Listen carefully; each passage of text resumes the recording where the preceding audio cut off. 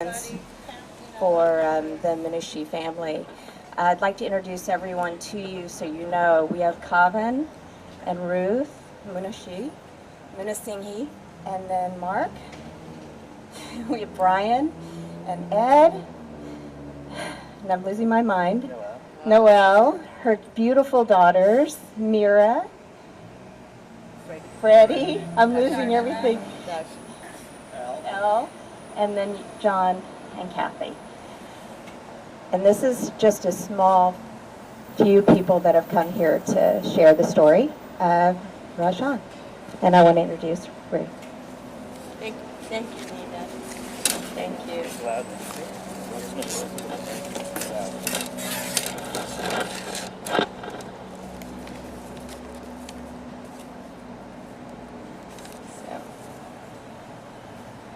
In the very first statement by Austin police that same night, the police attempted to focus the story of Rajan's behavior instead of their own.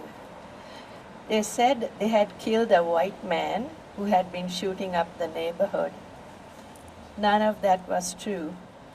And for days we looked for Rajan because he was not white. My husband and I held each other, hoping, praying, not knowing. There were other details the police had shared with the press. He was shooting around the neighborhood, and that after he had been shot, they had done everything possible to save his life. The police story changed once we brought forward the video camera evidence, which contradicted the story they were telling. There is clear and undeniable proof that my son was at his own home, that he was shooting legally because he was afraid of someone in his house. Okay. That after he had been murdered, the police kept him in handcuffs, stood around, and watched the body they had just punctured with bullets bleed out a red pool onto his porch. Now it's been almost 7 months, and as far as we can tell, the main subject of the police investigation remains Rajan himself. My son was a successful businessman about to open a new restaurant. He had a warm and wonderful circle of friends and a strong family standing with him. But when the police interviewed his business partners, they focused on Rajan. They still have his phones and insist that they must go through its contents. No, absolutely not. Nothing in Rajan's phone will eliminate the actions of the officers that night. Rajan's friends and family proudly supported the passage of stronger civilian oversight in Austin, Prop A, because we feel that the investigation into his death needs oversight. When Prop A was threatened by a terrible bill to eliminate civilian oversight everywhere in Texas, we went to the Capitol and told lawmakers about Rajan's killing and the biased investigation that followed. Now that Prop A has passed and that awful bill did not pass, it's time for Austin to launch the promised oversight system and bring sunlight into the investigation of Rajan's death. We expect city leaders to immediately re-establish the Office of Police Oversight as an independent investigator with power to improve the current investigation. Find the facts and assure us that Austin is working to prevent this from happening to any other family. I have prayed for all the officers at APD, and I continue to pray for their well-being and safety. I believe in love and forgiveness. I carry this with me. This is the prayer that I prayed at Rajan's funeral. It's my handwritten note, and I want to read you a little part of it. This is what I said. Lord, I ask that through this tragedy, you will help my family to set things right. Your word says that righteousness and justice are the foundations of your throne. Steadfast love and faithfulness go before you. This means that we are called to take action and confront evil, to care for the vulnerable and make right that which is wrong. I humbly ask that you guide us through this process. So I insist that the investigation focus on the officers and their conduct that night. Police return his phones to us, so we will have the photos he took in the last days of his precious life. Those are priceless. All the officers present that night be included in the investigation, because failure to render aid is a violation of both law and policy.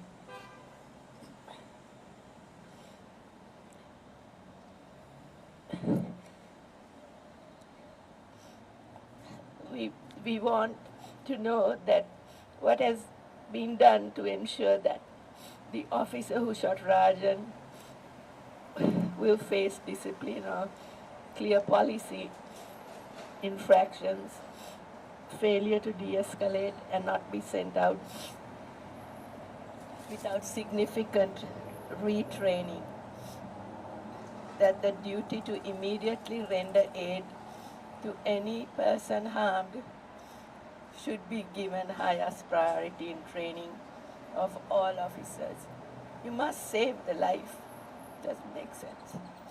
All officers come to grips with our multicultural and multiracial national identity and learn to see people as people, not as colors, before they decide to pull the trigger or leave a man to bleed out at their feet.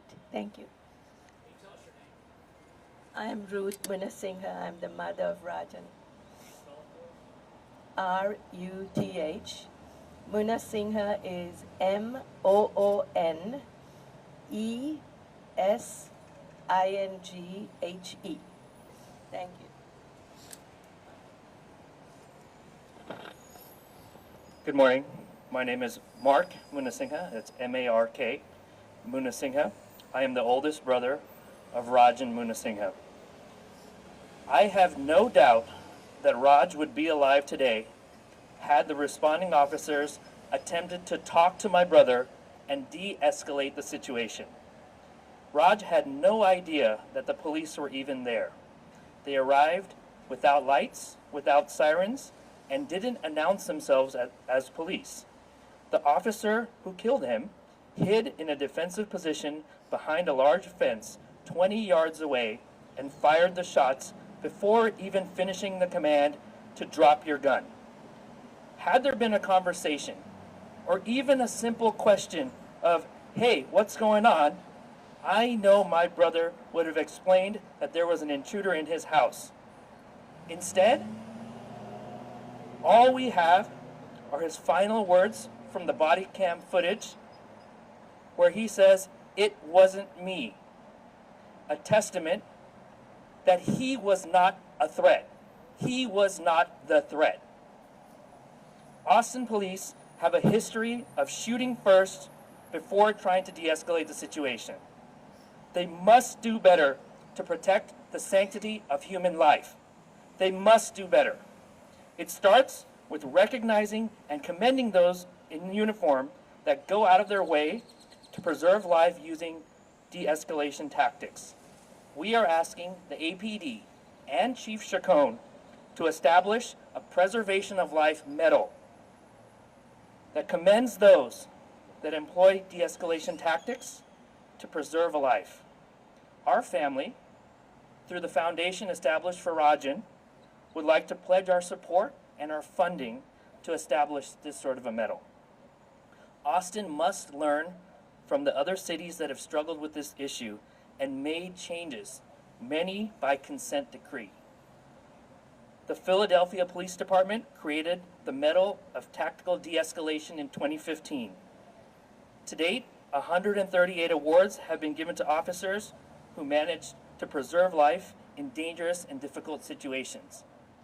The Los Angeles Police Department awards a Preservation of Life Medal each year to an officer who has employed exceptional tactics and exercised sound judgment beyond the normal demands of duty to preserve the life of another during a volatile or dangerous encounter while protecting the safety and security of the public and their fellow officers.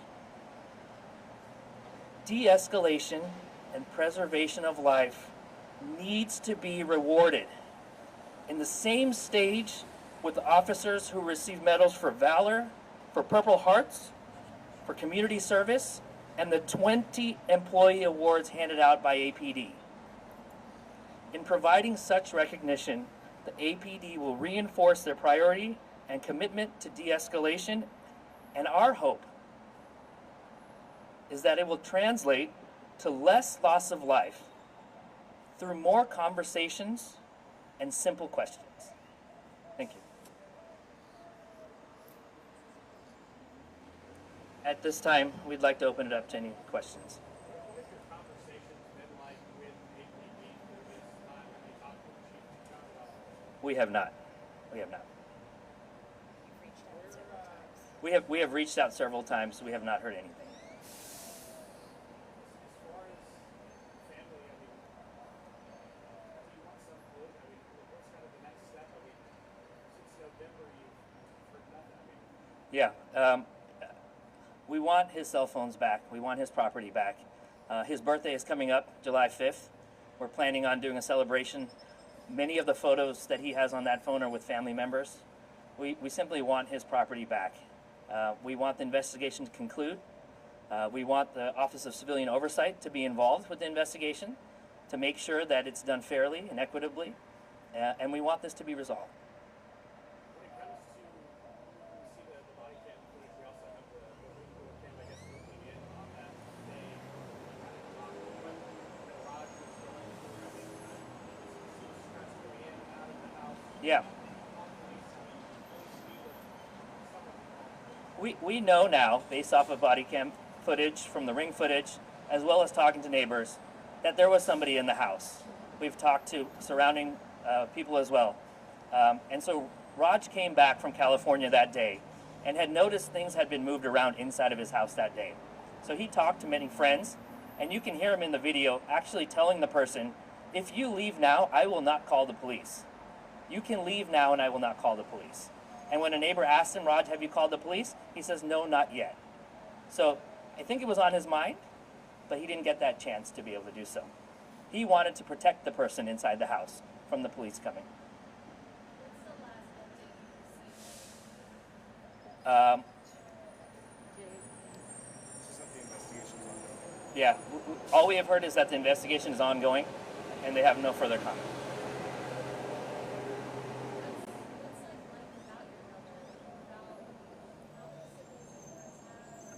We have, it's myself, my brother Johan, and Rajan was the youngest of our family. Life is very difficult without him. The first Mother's Day without him. My birthday was last week without him. Those are just every morning that we wake up, we're re-energized in this fight for justice, for change. Rajan was the kind of person who impacted so many people's lives through his entrepreneurship, through his spirit, through his generosity. And each and every day, all we can do is try to fulfill that legacy that he left behind for us.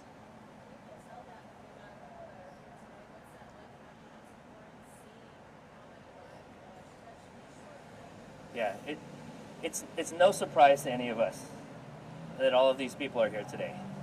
If any of you had ever met him, you would have known. Even in a brief encounter, he changed so many people's lives over the years. Describe what Raj was doing that day beforehand. Yeah.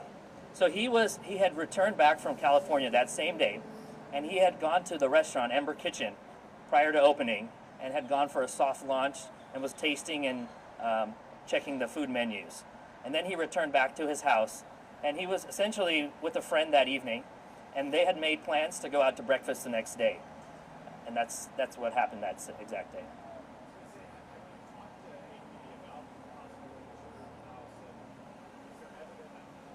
We have not been privy to any of the investigation. We have hired our own private investigators to look into it, but Austin PD has not provided us any further information. We don't even know if they've even looked to see if there was an intruder.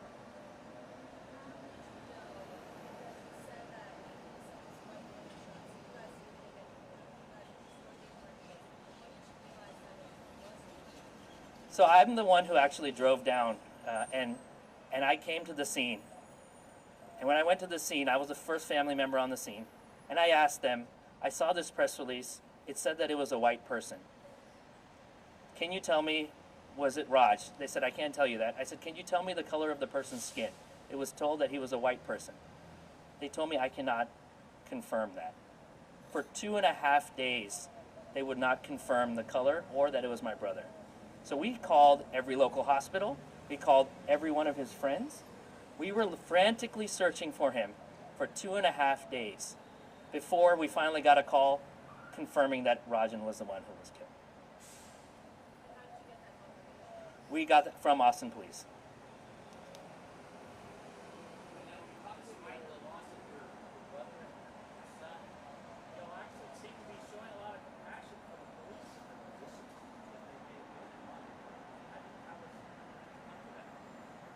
You know, our family is a family of faith, and that's what gets us through this. We know we'll see our brother again, and all we can do is try to make it a better place for those that are here. And that's what gives us strength every day to come and do this. It starts with my mom and dad, who instilled that faith and that strength through our business dealings, through our character, and that's what drives us every day. You talked more about, wanting to work with APD moving forward and establishing, de-escalation tactics, things like that, making responses better, so things like that. Absolutely. Training scenarios and situations need to be updated to encounters like my brother's don't result in the same loss of life. Establishing this medal that's very commonplace amongst other police departments, where you are advocating and rewarding officers who preserve life through de-escalation tactics in difficult situations. If Austin Police prioritizes de-escalation, it sets the tone for the entire police department that this is something we want to reward. In the same manner that we reward valor, for public servanthood, for saving lives, it's just as important that they use de-escalation tactics to preserve that human life. What's your hope moving forward? Do you hope to go in and meet some of these officers, to put a face to the family? Just to know the impacts they can. I think cooperation, working together sometimes is the best thing. Absolutely. We have had conversations, in our initial conversations with the police, we told them that we want to work with them. We want to make changes in Austin. That was our very first initial comments when they came down to our in-kind headquarters here in Austin.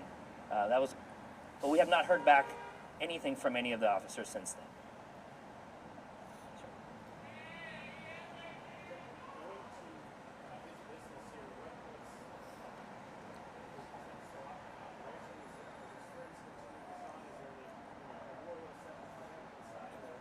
Going to his business here, The business, obviously everyone misses him there. He was a huge integral part of that business. Several family members, myself, have come down and are getting much more involved, but the business is doing well. The restaurant has opened, Ember Kitchen. There's a memorial plaque inside of Ember Kitchen for Rajan, who was the founder of that restaurant. Several of the members standing behind me here are our executives from In Kind, who are also here to show our support. what's next for you all? Obviously, hoping for more answers. Yeah, I think that's absolutely all of it. We're waiting for the investigation to wrap up. We want his phones back. We want justice. And we want to make sure this doesn't happen to anybody else in Austin. You need to stop. You need to ask questions. You need to communicate. You need to de-escalate. It's not okay to shoot first and then ask questions later. It's happened too many times in Austin. Things need to change. Has this changed your overall thoughts on police?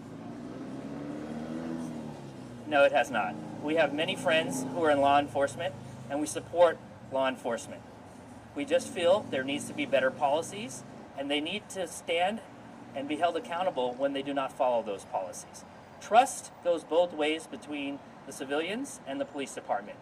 We need to trust as the public that they also can be held accountable if they make mistakes in the way that officers are there to catch people when they make their mistakes. I don't think if you could say something to the officers that did respond that day, the one who did fire the rounds, I think I'll let my mom talk. I actually, so I carried, like I said, I carried this around with me, and this is what I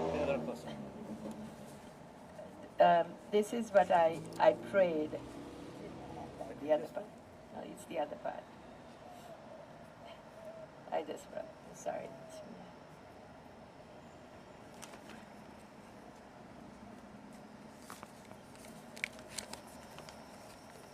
So this is what I read at his funeral. I said, "Dear Father, you have also instructed us to forgive other people when they hurt us, so that you will also forgive us. Today I pray for the Austin Police Chief and the 3 officers who were at the scene. Lord, I forgive them and ask that you will be gracious to them so that in return they will demonstrate your love and goodness to others in the city of Austin." That's how I feel.